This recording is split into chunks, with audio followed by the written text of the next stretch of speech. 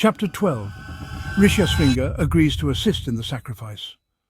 The winter frost melted away, giving way to the vibrant colours and fragrance of spring. The sun's warmth returned, breathing life into the land of Ayodhya, and amidst this renewal, the revered sage Rishyasringa remained in the court of King Dasaratha. The sage's presence brought a sense of divine tranquility, a promise that the king's long-held hopes might soon come to fruition. On an auspicious morning, when the celestial bodies aligned favourably and the air buzzed with the whispers of destiny, King Dasaratha resolved to undertake the grand Ashwamedha Yajna, the horse sacrifice.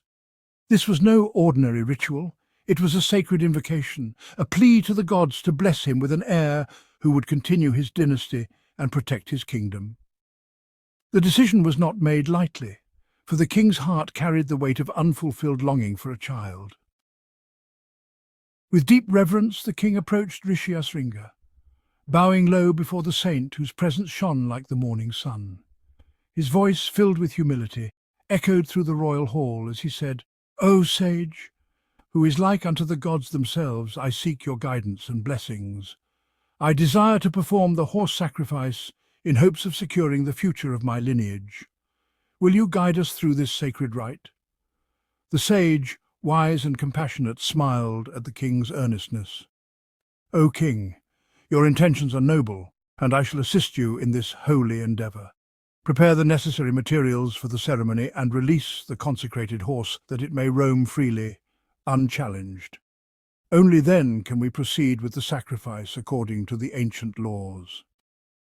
With the sage's assent, King Dasaratha's determination swelled like the river Sarayu during monsoon.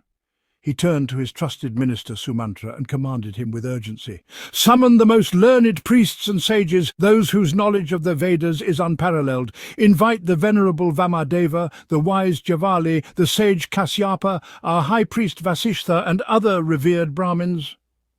Sumantra, known for his swiftness and wisdom, bowed and departed with all haste. He travelled across the kingdom, personally inviting the sages with utmost respect, knowing that their presence would sanctify the ceremony. He spoke to each of them with words soaked in deference, and the sages, pleased by his sincerity, agreed to grace the king's sacrifice. Upon their arrival, King Dasaratha welcomed them with folded hands and bowed deeply, his eyes reflecting both hope and humility. His voice, though firm, trembled with the burden of his desire as he spoke. "O great ones, you know my plight. Despite my heart's deepest yearning, I remain childless. Therefore I have resolved to undertake the Ashwamedha Yajna, that through its potency I might be blessed with an heir. I seek your guidance to ensure that this sacred rite is conducted in strict accordance with the scriptures." The sages, their countenances serene, exchanged knowing glances. Vamadeva, the eldest among them, spoke in a voice that carried the wisdom of the ages. "King Dasaratha, your intentions are righteous and your path is blessed. The Ashwamedha Yajna is a powerful rite, and with the divine sage Rishyasringa presiding, it shall bear fruit. Prepare the sacrificial articles and let the consecrated horse be set free. You shall surely be blessed with 4 illustrious sons, each possessing boundless valour and wisdom." The words of the sages fell like nectar upon the king's ears. Hope surged through his veins, and he felt as though a great burden had lifted from his heart. He turned to his ministers, his voice brimming with newfound confidence.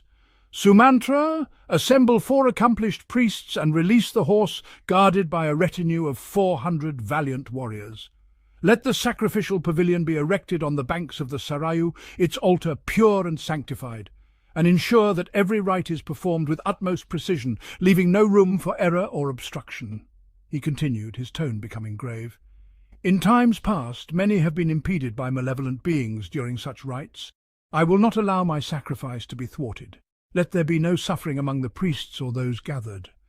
Guard the horse well, and protect the pavilion with all vigilance, for the success of this sacrifice shall determine the future of our dynasty."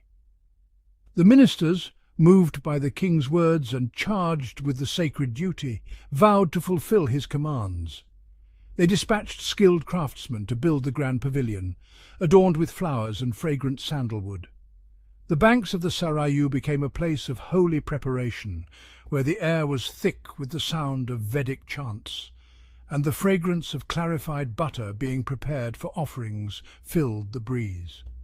The Brahmins, assured of the king's devotion and readiness, blessed him with sacred mantras and promised that the yajna would be completed without hindrance.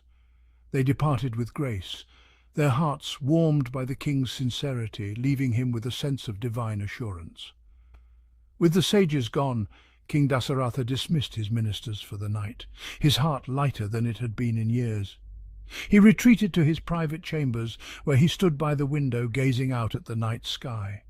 The stars seemed brighter, and the cool breeze whispered promises of a future filled with the laughter of children. Yet, beneath his calm exterior, the king's heart beat with a fervent prayer, echoing through the halls of his palace and reaching out to the gods who watched over his fate.